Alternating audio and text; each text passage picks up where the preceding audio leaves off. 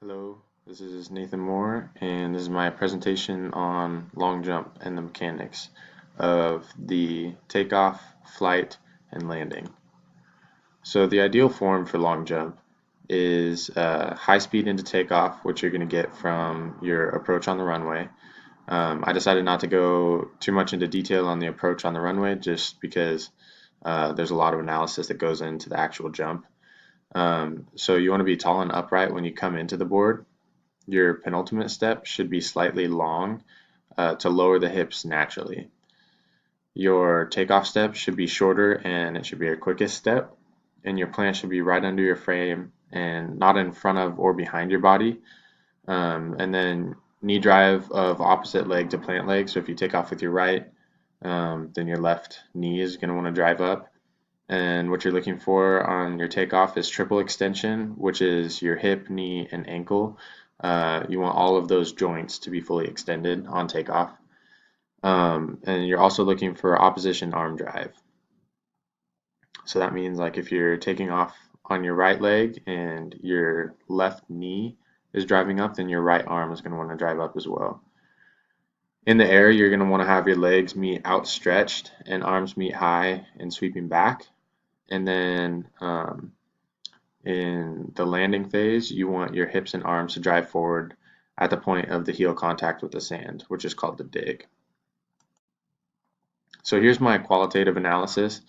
I'll go ahead and get this to you. That way you can kind of analyze it a little bit more, but I won't spend too much time talking through it since I have it incorporated in the rest of my presentation. So on takeoff, I have good and bad examples of all the different phases that I'm going to talk about. So on takeoff, you're going to want to look for knee drive, arm drive, and triple extension on takeoff.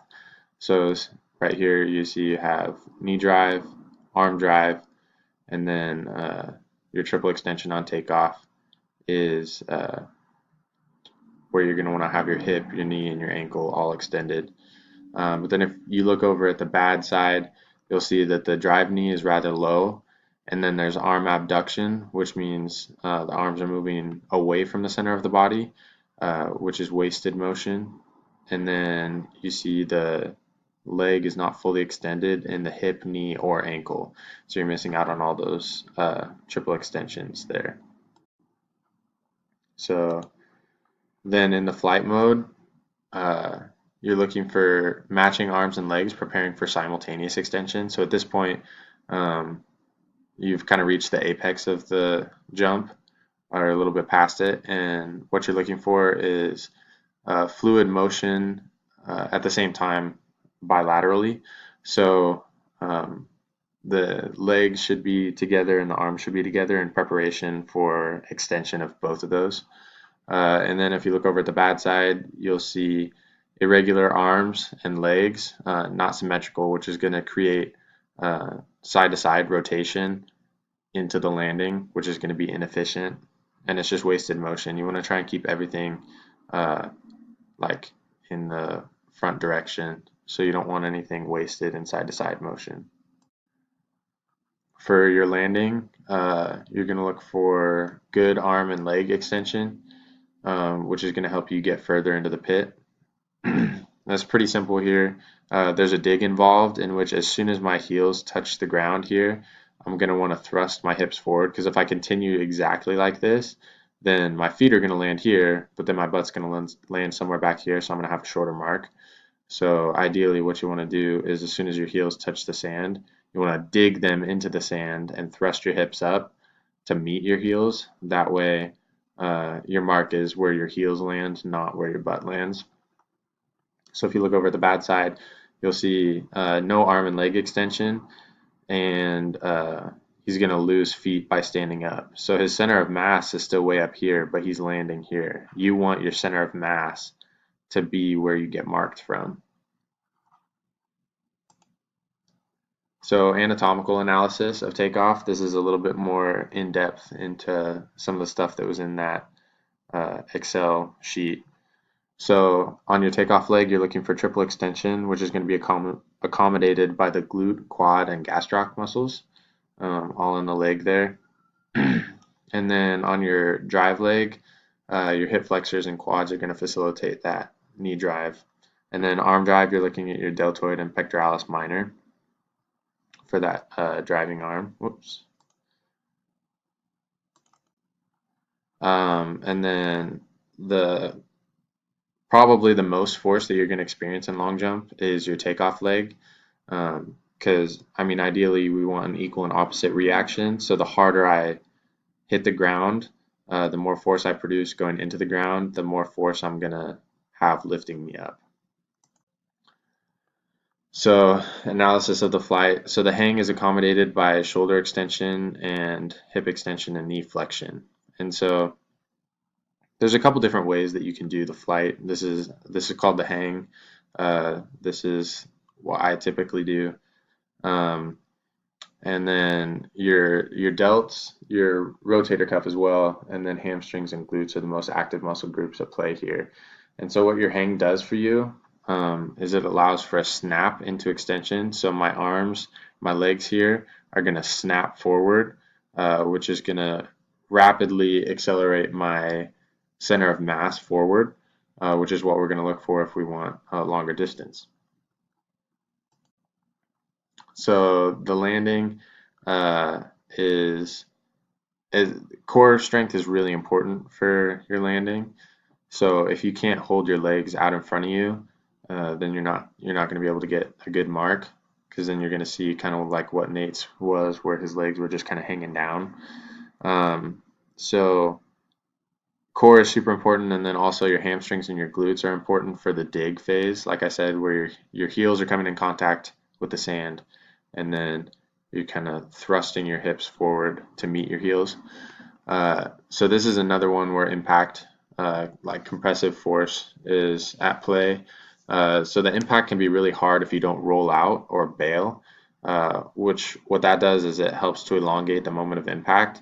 So usually what jumpers will do is they have a side that they roll to, and so as soon as they hit the sand and finish their dig, they kind of keep rolling out of it, and that helps to lessen the impact of the landing. Because I mean, if you're experiencing six landings per meet and a bunch in practice, that's going to wear on you pretty hard. So we try and minimize that, and it doesn't affect the mark if you do it correctly. So the mechanics of the takeoff. So obviously runway speed produces forward inertia, which is what we're looking for, because I mean, forward velocity and forward inertia is what's going to help us get the furthest mark. And so your knee and arm drive are what produce the upward momentum. And if you have your penultimate, your second to last step longer, where your hips kind of sink down, and then your last step really quick, then what you're going to see is a lot of upward drive. So your takeoff leg is what provides the lift. Like I said earlier, equal and opposite reaction.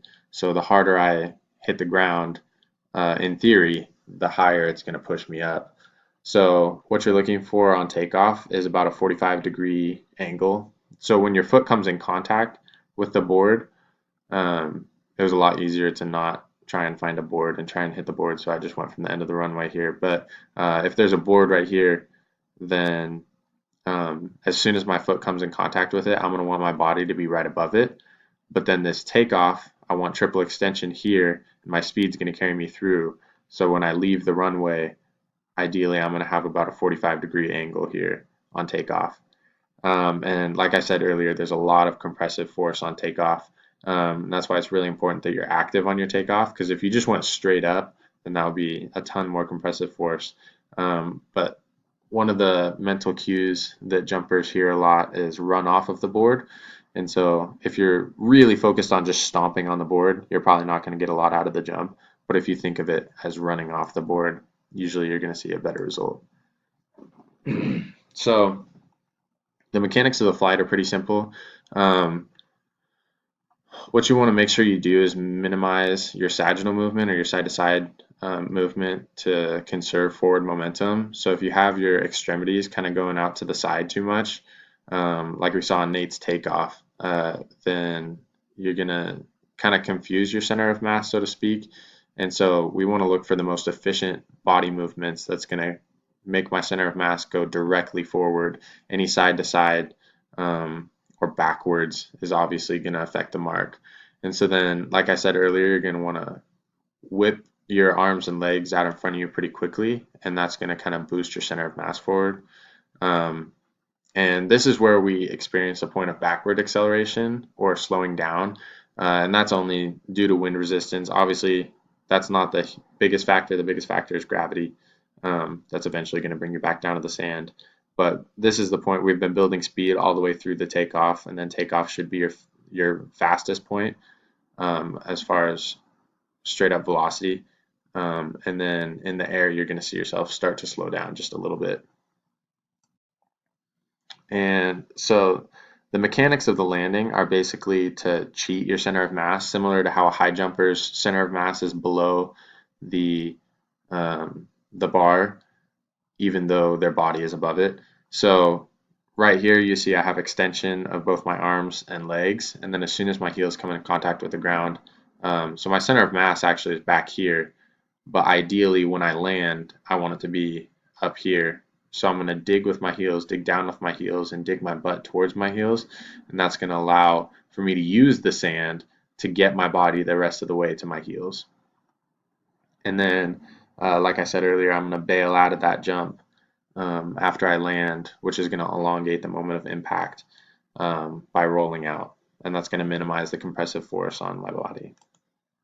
So key elements that we want to take away from this are, like I said, the runway. Any speed training is going to help to increase, that's supposed to be horizontal velocity, your horizontal velocity into the board. And what that's going to translate to is increased vertical velocity. So the faster you're moving horizontally, the better you're going to be able to jump off of the board.